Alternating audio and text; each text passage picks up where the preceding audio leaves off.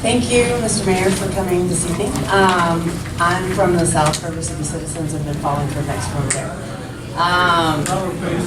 In a related land use and community issue, I think a lot of people have been following CodeNEXT and don't realize that the City Council is about to vote on the master plan for the swimming pools. And last night I learned that in fact 10 pools in our community, like Big Stacy, Deep Eddy, could be closed in this new plan. So for the idea of our communities are based on our parks, our pools, what are your thoughts on the proposed master plan pool? So the first thing is to make sure that everybody understands exactly what was part of that master plan that was given to us, the aquatics report that was given to us, and what was not in there. First thing you need to know is there was not a call to close any pools in that plan. Any pools in the city. They are too expensive to fix. They had a system that rated pools, but I'm not sure that the rating that they used on those pools, to compare pools, ultimately is the comparison that we want to have as a community. So I anticipate what's going to happen next with that plan is that it's going to be given to a citizen group, be it a new task force or whether it be to the Parks Commission, to be able to take a look at those. But what that report pointed out is really important for this community to know and understand. Many of the pools we have in this city that are loved and cherished are over 50 years old, well over 50 years old. In a situation where the normal lifetime for a pool is 30 years, maybe 40 years, on a lucky day 50 years. We have pools over this city that are leaking water at a rate you would not believe if you heard. Now, what that report came to us and said was, here are different options that you could have with respect to pools. We could go in and fix every pool in the city, and it costs like $200 million. We could come in, if we wanted to, and not fix every pool, but build larger pool that would serve 2 neighborhoods rather than 2 pools that serve 1 neighborhood. And then it had other options. And really, I think what that report did more than anything else was set out for us the challenge that we have as a city to be able to preserve our neighborhood pools, which quite frankly is one of the things I always liked about the city. But there's a cost associated with that.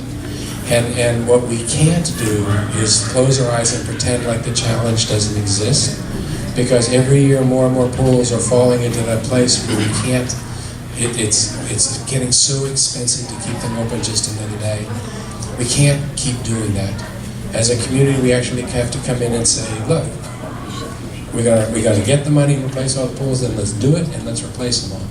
And if we're not going to do it, then we have to move past the place where you don't know whether your neighborhood pool is going to be open this summer because you don't know if it's going to work. East Austin. We've got to do something else on that too. We actually have to make the best decision that we can. So that report did not identify any pools to be taken down more than anything else. It just said there are choices that have to be made.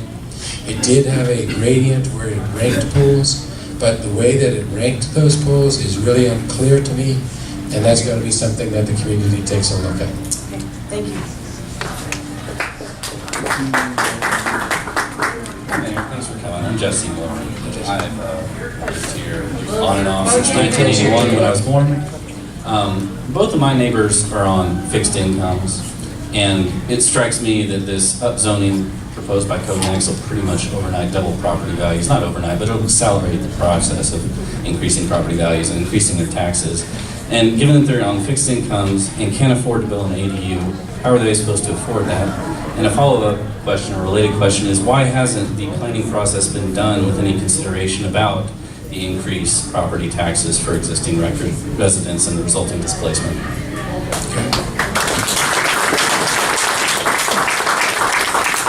The story that you described with your 2 neighbors that are on fixed incomes that are about to be priced out of the neighborhood is unfortunately under the current code a refrain that we hear all too often, all parts of the city, with an ever-increasing frequency and degree.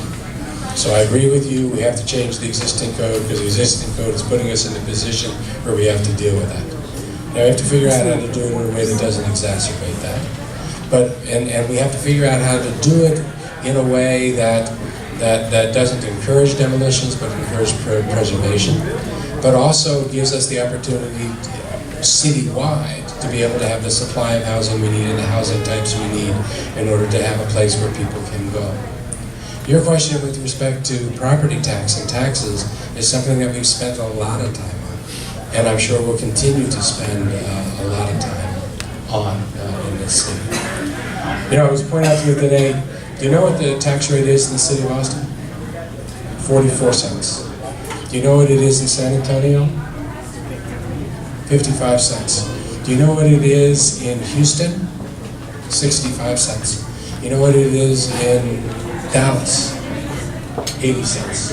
Do you know what it is in Fort Worth?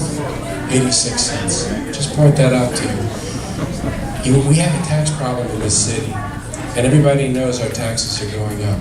In the last 4 years, property taxes in the city of Austin have gone up a total of $1,400 a year on the median home price, median home. $1,400 they've gone up over that period of time. $1,400. That's a lot of money for taxes to go up. Do you know what is the single largest component of that tax increase? You want to know who the taxing entity is that's responsible for most of that? Do you know who the taxing entity is that is responsible for over $1,000 of that $1,400 increase? The state. It's the state property tax.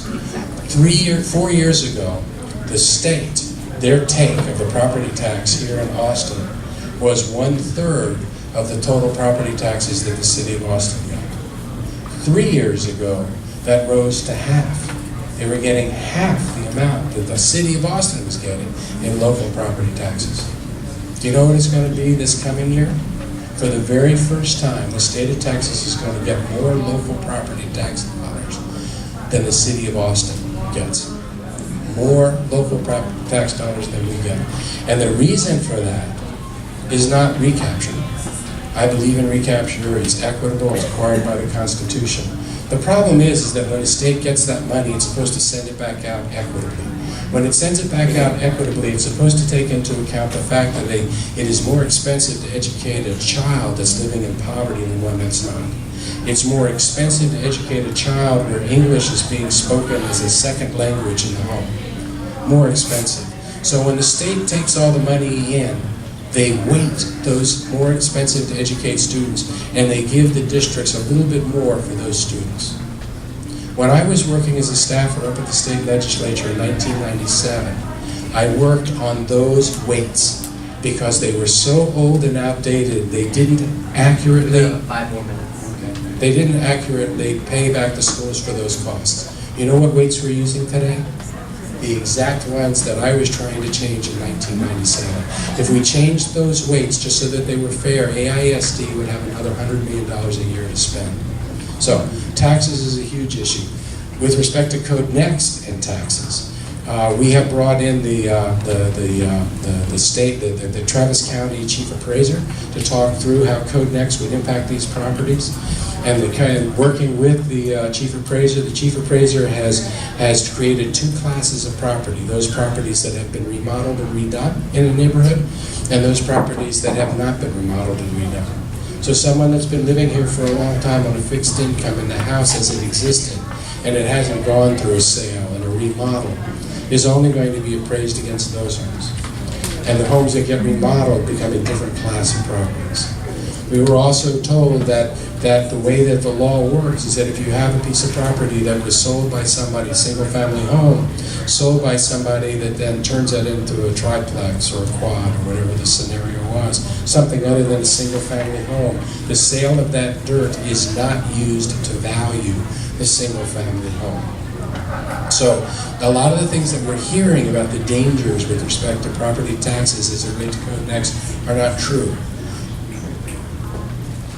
We still have to be very mindful of this. It is a really important element, and I assure you that the City Council is spending a lot of time on this. Good evening. I'm Janet Donaldberg, a relatively recent Bouldin resident, and as somebody who just rehabbed a lovely stone cottage and made it a more lovely and much more livable stone cottage, I'm hoping that you will recognize that, it sounds like you do recognize that the complex and capricious building codes, and I'm talking about the nuts and bolts stuff. We've been talking a lot about what gets built and density, but the other part of it is the nuts and bolts of how you build what gets approved, and that the complexity only adds to the expense. It doesn't help affordability. I was just going to push you to pledge that you're going to keep on the city staff and keep that idea at the forefront of this CodeNEXT process, that simplifying and rationalizing the technical portion of the code is going to be a priority also. I think those things are critical. Most of the discussions I go around and talk to communities and neighborhoods, I think understandably goes to the zoning classifications of the tools and the mapping. But that is only one part of what CodeNEXT is. It's a small part of what CodeNEXT is. And CodeNEXT needs to be dealing with those kinds of issues as it's very important. It's a very important part of this project. Matt Coldwell, I live on West Pitkin Street, Bouldin Neighborhood Association area. And perhaps you've noticed that one of the things that defines our neighborhood, the nature and character of our neighborhood, are the creeks. That defines our boundaries. And it's been one of the things that has significantly defined the quality of life here. With the CodeNEXT, it seems to be really increasing density and being a stimulus for development.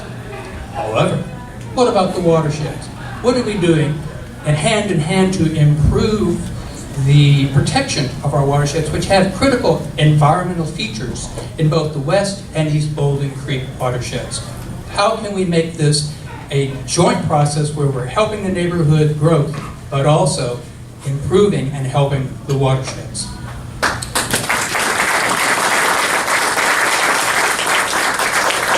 You know, one of the things that's in this code that I think is most critical for a city like Austin, which is one of the most flood-prone places in the world that we have here, is that this code, by design, and if it doesn't actually perform this thing, it becomes one of those things that we need to fix. But the design objective for CodeNEXT is to end up in a situation where, with respect to things like impervious cover or retention or drainage, holding on a piece of property under current code, you do no harm. In other words, you develop a piece of property and the goal is to make sure that there's no greater runoff on your property after you built than there was before you built. But this new code actually has us catching up on the fact that we didn't do that for many years before we had the do no harm code. And it actually ratchets that up and requires people to be able to capture more than what they're creating from the development of their property. So again, one of the priorities of this code is to end up in a better place with respect to watershed than we were before. And if it doesn't do that, then we need to fix it.